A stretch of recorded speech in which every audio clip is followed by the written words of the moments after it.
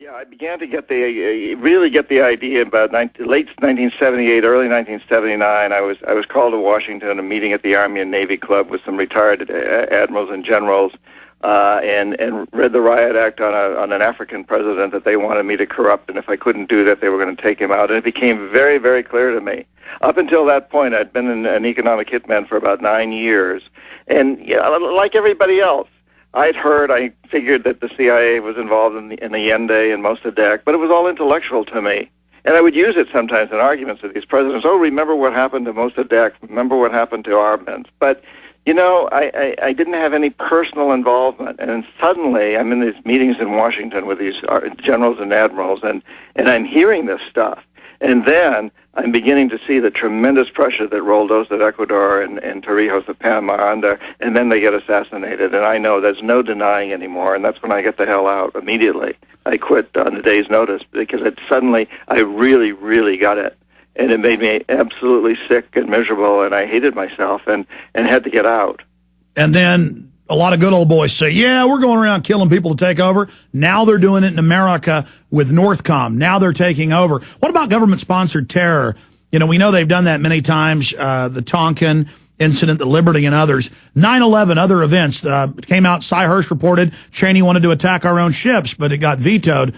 What about government-sponsored terror? I mean, these generals are getting pretty ruthless. Well, look at the general that has just been given command of Afghanistan. I guess he hasn't been approved yet, but the one that's been proposed from Special Forces, Special Operations, he's on record of having been involved in the torture in these places and also having given the command to have people around the world assassinated, what we call terrorists assassinated. I mean, there's no justification for that. Alex, this whole business of terrorism is an interesting word. It's not an ism. There's no relationship between the terrorists in Colombia, the FARC people, and the terrorists at Al-Qaeda. They're totally separate. It's anybody that resists the globalist agenda. Stay there. One more segment. MySolarBackup.com. A lot of things can cut off your electrical power. Hurricanes, snow, ice storms, global warming, gremlins can chew off your electrical wires. A lot of things can happen.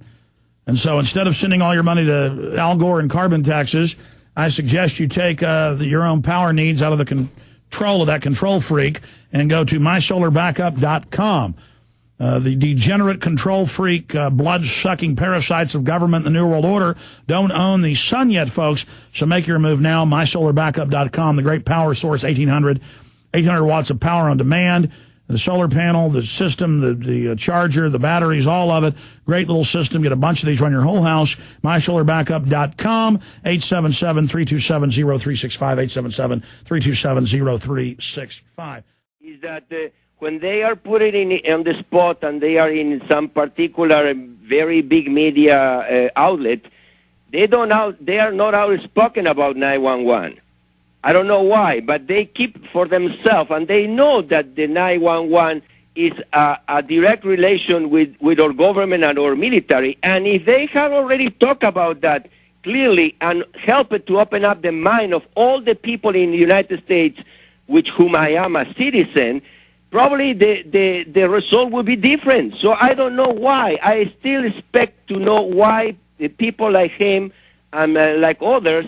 Okay, Solomon, I understand your question. I want to be able to get a response. John Perkins was just talking about government staging events, but I don't ever blame people who politically don't go as far as I do or don't totally agree with me.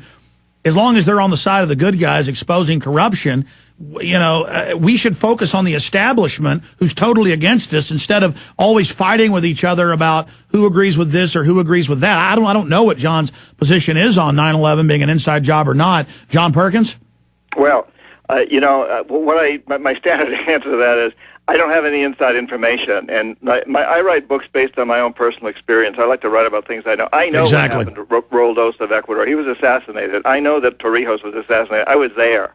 Now, 9/11, I don't have any inside information. But what I will say, and I always say, is I have an extremely difficult time believing that a guy with a walkie-talkie from a cave in the Himalayas executed this by himself.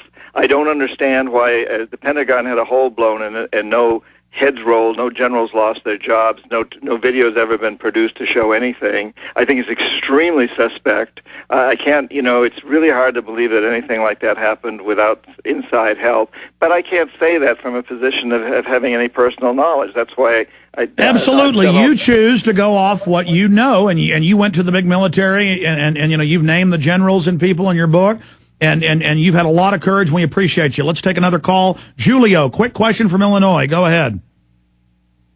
Hey, guys. How are you? Alex, first-time caller. I appreciate your work. I saw the Obama deception. I love it. And, John, thanks for what you're doing. I saw the Second Zeitgeist. I realize your work and what you have done, and thank you for informing us, the American people, about what you've done.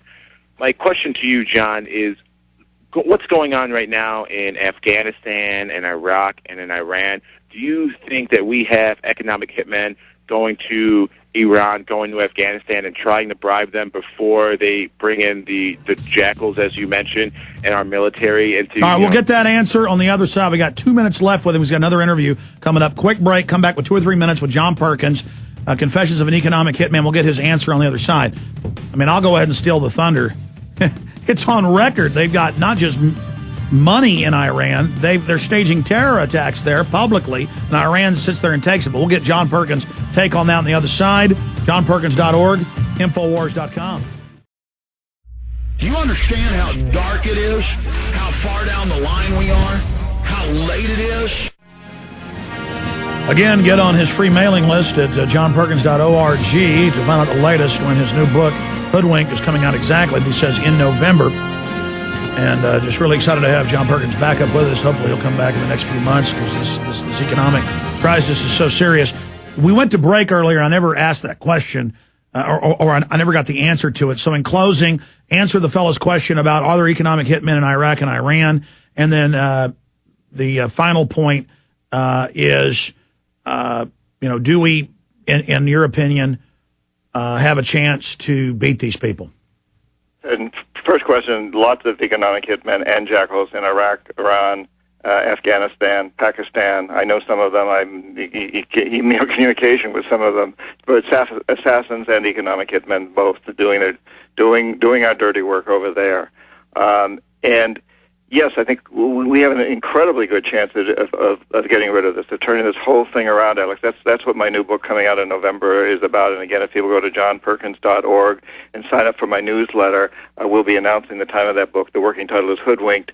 And it really gets into this, that I think we are at a threshold in human history right now where things are in such entropy that we're going to come out of this either under a terrible dictatorship, the most global dictatorship ever in our history, or we're going to come out on top, and I'm fighting for us coming out on top. And I think we all need to get in there together. We have tremendous power as individuals, perhaps more now than ever, because in essence, this new empire is being created through economics, through the way we shop, through the way we live, through the people we watch on television, through the messages we listen to on radio and television. There's a classic struggle going on right now. So it's insidious that it's not an open military threat, and that's its strong suit, but it's also its Achilles heel because we have inherent power in the system. So you're saying you believe they are overplaying their hand and we've got a good chance on bringing this dragon down?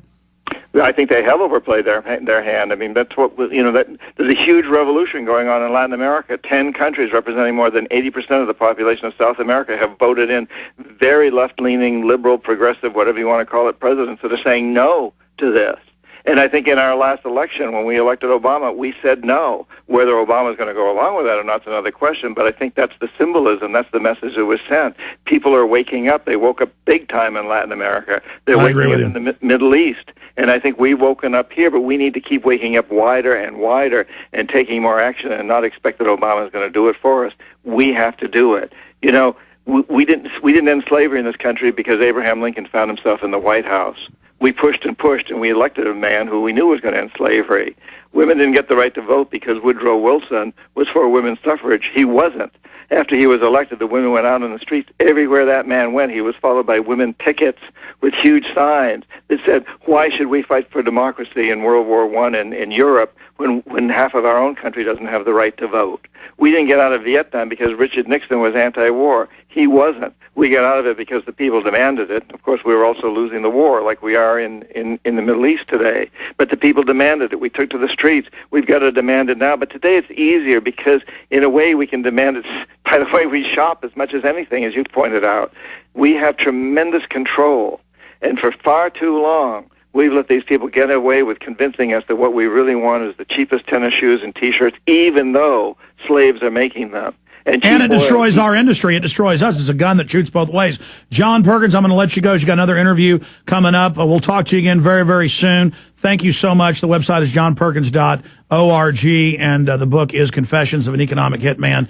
John Perkins, the new book, working title, Hoodwink, coming out in November. We'll talk to you soon, sir. Alex, you're beautiful. Keep up your great work.